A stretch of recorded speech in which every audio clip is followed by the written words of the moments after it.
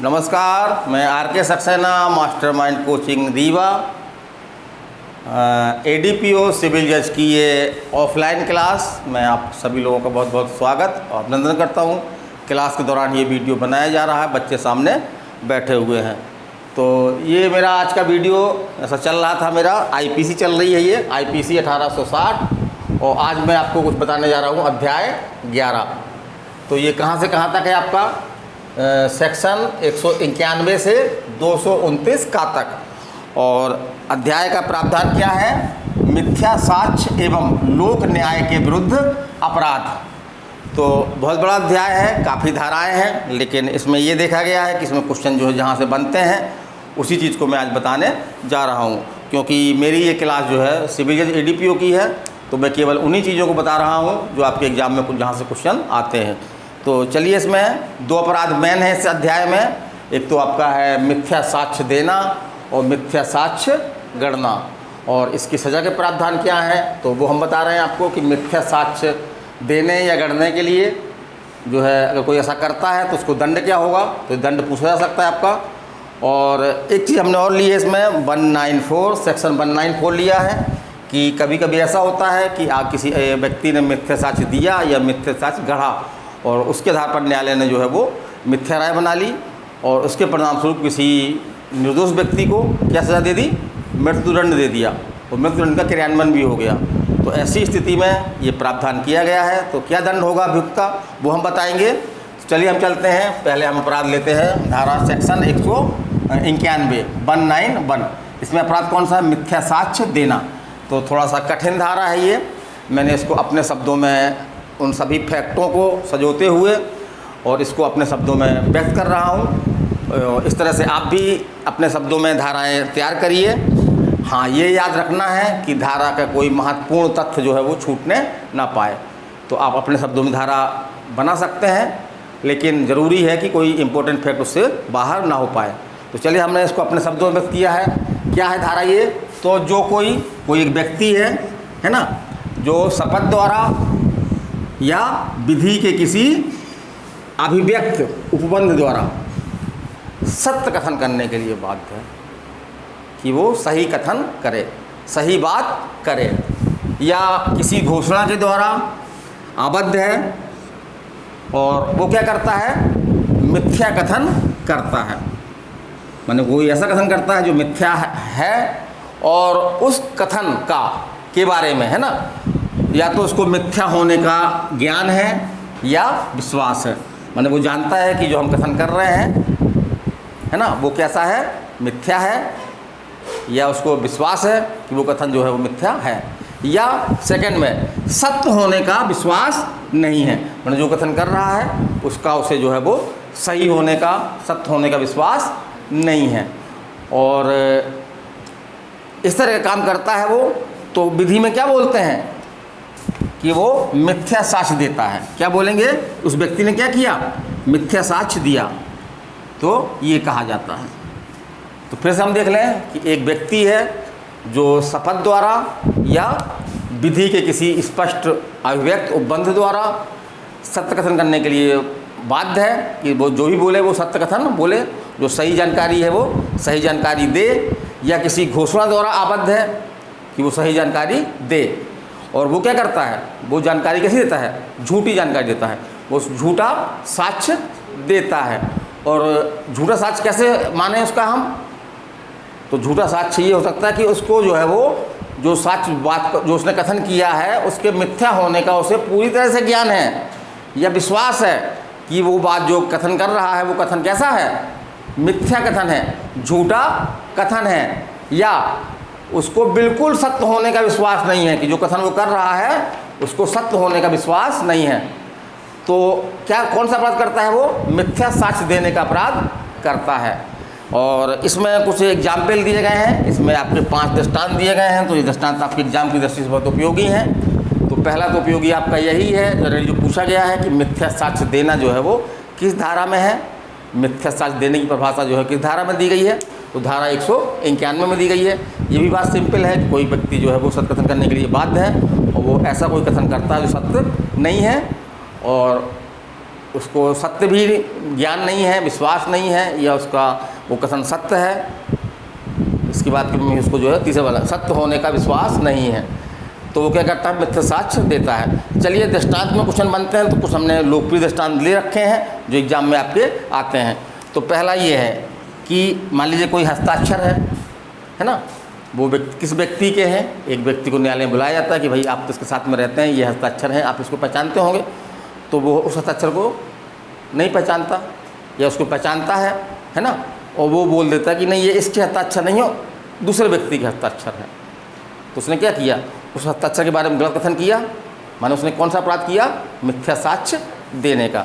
इस तरह से हम और देखते हैं कि एक व्यक्ति ये कथन करता है कि कोई व्यक्ति जो है वो किसी अलग स्थान पे है, जबकि वो नहीं जानता कि वो अलग स्थान पे है कि नहीं है, लेकिन वो इस तरह के कथन करता है, तो वो क्या सा देता है, मिथ्या साक्ष्य देता है।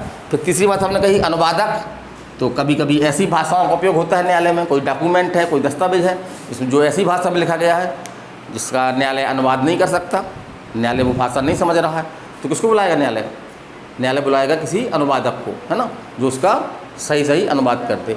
तो यहाँ पे अनुवादक क्या करता है, भाई कोई भाषा जान नहीं रहा है, जो अनुवादक कहेगा न्यायालय उसको मान लेगा। तो उसमें कुछ बात लिखी है और उस व्यक्ति ने जो अनुवादक है उसने कोई दूसरी बात बता दी, तो यहाँ पे उसका कथन कैसा है, मिथ्या है ना, कथन उसका जो है वो झूठा है, तो वो दोषी किसके लिए होगा, मिथ्या साक्ष्य देने के लिए। और यहाँ पे हम एक चीज़ और बता दें, इससे क्वेश्चन बना है आपके एग्जाम में कि जिस बात के बारे में मिथ्या कथन दिया गया है वो बात जो है वो, ये ज़रूरी नहीं कि बात वो बहुत ही महत्वपूर्ण हो, मामले की बहुत महत्वपूर्ण बात होना या मामले की तात्विक बात होना आवश्यक नहीं है। किसी छोटी बात के बारे में भी अगर उसने ऐसा मिथ्या कथन किया है तो ये अपराध जो आपका क्या होगा, कंप्लीट हो जाएगा। और वो किसका अपराध हो जाएगा, मिथ्या साक्ष्य देने का। ठीक है, चलिए हम आगे चलते हैं। दूसरा आपका क्या है, धारा 192, ये मिथ्या साक्ष्य गणना, माने मिथ्या साक्ष्य को बनाना। तो कोई व्यक्ति अगर मिथ्या साक्ष्य बनाता है और इस आशय से बनाता है कि न्यायालय जो है वो भ्रम में पड़ जाए और अपनी गलत राय जो है वो बना ले, तो जब न्यायालय गलत राय बना लेगा तो क्या होगा कि उसका निर्णय जो है वो क्या हो जाएगा, उसका निर्णय गलत हो जाएगा, और इसका परिणाम क्या होगा कि किसी व्यक्ति को जो निर्दोष है न्यायालय उसको भी सज़ा दे देगा। तो इससे क्या होगा, न्यायालय जो है न्याय करने के लिए बैठा हुआ है, उसके यहाँ तो क्या हो जाएगा, अन्याय हो जाएगा। तो इस तरह की प्रवृत्ति को रोकने के लिए धारा 192 है कि आप ऐसा कोई मिथ्या साक्ष्य नहीं गढ़ेंगे जिससे न्यायालय जो है वो भ्रम में पढ़े और उसका निर्णय पर उसका प्रभाव पड़े, है ना। तो चलिए इसमें देख लेते हैं हम इसके तथ्य क्या हैं। तो जो कोई माने कोई व्यक्ति है इस आशय से, तो यहाँ पे इंटेंशन जरूरी है ना, उसका इंटेंशन ये है कि न्यायालय भ्रम में पड़ जाए और उसका निर्णय जो है वो अलग टाइप का हो जाए, माने सही की जगह उसका निर्णय गलत निर्णय दे दे वो। तो जो कोई इस आशय से किसी परिस्थिति को अस्तित्व में लाता है, कोई ऐसी परिस्थिति रचता है जिससे न्यायालय जो है भ्रमित हो जाए, या किसी पुस्तक, अभिलेख या इलेक्ट्रॉनिक अभिलेख, ठीक है, रचता है, माने किसी पुस्तक का, अभिलेख का या इलेक्ट्रॉनिक अभिलेख जो है वो रचता है, मतलब बनाता है, उसमें कोई ऐसी प्रविष्टि करता है। यहाँ पे हम एक चीज़ और बता दें, यहाँ पे एक शब्द जो जोड़ा गया है ये इलेक्ट्रॉनिक अभिलेख, ये हमारी मूल आईपीसी में नहीं था। ये कब जोड़ा गया, तो इसको याद रखना है आपको, कब जोड़ा गया, 2000 में जो है वो ये इलेक्ट्रॉनिक शब्द जो अभिलेख शब्द जो है वो धारा 192 में जोड़ा गया। तो इससे क्वेश्चन बन सकता है आपका कि धारा 192 में जो इलेक्ट्रॉनिक अभिलेख शब्द है वो कब जोड़ा गया, तो कब जोड़ा गया, सन लिख देगा वो, 3-4 सन लिख देगा, कब जोड़ा गया, 2000 में जोड़ा गया। फिर क्या है, और कहाँ करता है वो, मैंने दोनों चीज़ें, ये किसी परिस्थिति को बनाता है या किसी पुस्तक, अभिलेख या इलेक्ट्रॉनिक अभिलेख में क्या करता है, कोई ऐसी रचता है ये, है ना। और ऐसा जो कहाँ करता है, तो न्यायिक कार्रवाई में करता है या लोक सेवक के समझ जो कार्रवाई हो रही है उसमें करता है, या मध्यस्थ के समझ जो कार्रवाई हो रही है उसमें करता है। और इसलिए करता है कि किसी तात्विक बात जो न्यायालय में महत्वपूर्ण बात है उसके बारे में न्यायालय जो है वो अपनी गलत धारणा बना ले। और जब गलत धारणा बना लेगा तो उसका निर्णय कैसे हो जाएगा? गलत हो जाएगा। तो उसकी जगह क्या होगा? न्याय की जगह क्या हो जाएगा? अन्याय हो जाएगा। तो ये कहा जाता है कि वह व्यक्ति है ना क्या करता है? मिथ्या साक्ष्य गढ़ता है। वह व्यक्ति जो है वो मिथ्या साक्ष्य गढ़ता है, यह कहा जाता है। ठीक है, फिर हम आगे चल रहे हैं। इसमें कुछ एग्जाम्पल दिए गए हैं आपके, है ना, कुछ एग्जाम्पल दिए गए हैं। जैसे एग्जाम्पल एग्जाम में आए हुए हैं आपके। एक एग्जाम्पल आपका ये है कि चोरी के आभूषण दूसरे के बक्से में रखना। माने एक व्यक्ति क्या करता है कि दूसरे व्यक्ति को चोरी में फंसाने के लिए, है ना, कि पुलिस उसको चोर समझे और उसको चोरी का उसके ऊपर अपराध कायम हो जाए, तो वो क्या करता है कि चोरी के आभूषण जो है वो किसी थर्ड व्यक्ति के बक्से में रख देता है ताकि तलाशी हो उसकी। और जब चोरी के आभूषण उसके बक्से में पाए जाएंगे तो प्रथम दृष्टया क्या धारणा बनेगी कि वो व्यक्ति जो है वो चोरी की है उसने। तो उसने कौन सा अपराध किया? मिथ्या साक्ष्य गढ़ने का अपराध किया। इसी तरह से एक व्यक्ति है जो दुकान की जो बही खाता होती है ना, पुस्तक होती है ना, उसमें हम डेली का हिसाब किताब रखते हैं या महत्वपूर्ण चीज़ें हम लिखते हैं उसमें, तो उसमें एक गलत प्रविष्टि करता है इस आशय से कि कभी इसकी न्यायालय में आवश्यकता पड़ेगी और न्यायालय में जब इसको ले जाएंगे तो न्यायालय इस प्रविष्टि के आधार पर जो है वो मान लेगा कि ये गलत बात भी, जो प्रविष्टि की गलत प्रविष्टि की गई है वो सही है। तो यहाँ पे अपराधी कौन सा अपराध करता है? मिथ्या साक्ष्य गढ़ने का। ठीक है, फिर हम आगे चलते हैं। धारा 193, ये धारा आपकी पूछी गई है कि मिथ्या साक्ष्य देने या मिथ्या साक्ष्य गढ़ने के लिए दंड का प्रावधान जो है वो कहाँ पर किया गया है? तो कहाँ पे किया गया है? 193 में। तो इसको आप आसानी से याद रख सकते हैं, पूरे क्रम से लगी हुई है। जैसे पहले मिथ्या साक्ष्य देना है, फिर मिथ्या साक्ष्य गढ़ना है, और अगली धारा 193 में मिथ्या साक्ष्य देने या गढ़ने के लिए जो है वो दंड है। तो यहाँ पे हम देखते हैं कि दंड जो है वो दो किस्में बनाई गई इसमें। ये पहली तो है आपका न्यायिक कार्रवाई में। यदि न्यायिक कार्रवाई में मिथ्या साक्ष्य दिया गया है या मिथ्या साक्ष्य गढ़ा गया है तो दंड अलग होगा, और अन्य कार्यवाही में यदि मिथ्या साक्ष्य दिया गया है या गढ़ा गया है तो दंड जो है वो और होगा। तो वो हम देख लेते हैं। इससे क्वेश्चन बन दंड पूछ सकता है आपके एग्जाम में। तो यदि ऐसा न्यायिक कार्यवाही में किया गया है तो दंड क्या होगा? 7 वर्ष तक का कारावास, और कारावास जो है वो सादा भी हो सकता है और कठोर भी हो सकता है, और जुर्माना।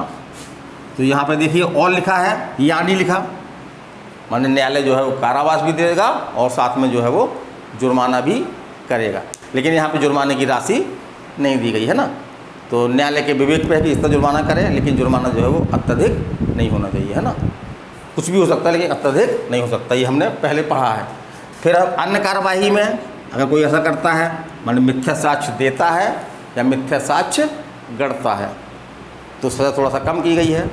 सज़ा कितनी है आपकी? 3 वर्ष का कारावास।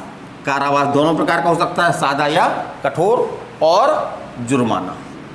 ठीक है, तो ये आपको याद रखना है इतना कि मिथ्या साक्ष्य देना किस धारा में है, मिथ्या साक्ष्य गढ़ना किस धारा में है, और दोनों अपराधों के लिए दंड जो है वो एक ही धारा में दिया गया है। वो धारा कौन सी है आपकी? 193। अब हम आगे चलते हैं तो इसमें कुछ स्पष्टीकरण दिए गए हैं। जैसे सेना न्यायालय के समक्ष विचारण, तो सेना के भी अपने न्यायालय होते हैं जो विशिष्ट मामलों की का विचारण करते हैं और सज़ा देते हैं। तो सेना न्यायालय के समक्ष जो विचारण होता है वो न्यायिक कार्यवाही मानी जाएगी, है ना। तो सेना न्यायालय के समक्ष विचारण जो है वो क्या है? न्यायिक कार्यवाही है। इसी प्रकार से हम और देखते हैं कि न्यायालय के समक्ष विचारण होने के पूर्व विधि द्वारा निर्दिष्ट अन्वेषण न्यायिक कार्यवाही है। तो इसको भी न्यायिक कार्यवाही माना गया है, भले ही ये न्यायालय के समक्ष न की गई हो। तो इसका स्पष्टीकरण भी देना आपको ध्यान में रखना है। बाकी जैसे कि आपके मजिस्ट्रेट हैं, उनके समक्ष जो कार्रवाई होती है वो न्यायिक कार्रवाई है, तो भ्रमित ना हो इसलिए ये स्पष्टीकरण दिए गए हैं। तो सेना न्यायालय के समक्ष कार्रवाई आपकी विचारण जो हो रहा है वो क्या है? न्यायिक कार्रवाई है। इसी प्रकार से न्यायालय कभी कभी क्या करता है कि विचारण के पहले जो है वो कुछ बातों को पता लगाने के लिए क्या करता है? अन्वेषण करता है, इन्वेस्टिगेशन करता है। तो भले ये न्यायिक कार्यवाही के पूर्व का चरण है, लेकिन इसको न्यायिक कार्यवाही माना गया है, भले ही ये न्यायालय के समक्ष ना हुई हो। ठीक है, फिर आगे हम चलते हैं, तो ये क्वेश्चन के रूप में आपके एग्जाम में आया है ये धारा 194। तो मैं वो बताना चाह रहा हूँ मैं, धारा 194 में ये प्रावधान है जो क्वेश्चन आया है इसमें, वो केवल मैं वही चीज़ बताने जा रहा हूँ। जैसे कि किसी व्यक्ति ने मिथ्या साक्ष्य दिया या मिथ्या साक्ष्य गढ़ा और उसके कारण से न्यायालय जो है वो न्यायालय ने क्या किया, न्यायालय भ्रमित हो गया, है ना, और किसी निर्दोष व्यक्ति को उसने क्या किया, फांसी की सज़ा दे दी, मन मृत्युदंड दे दिया, और उस मृत्युदंड का जो है वो क्रियान्वयन हो गया।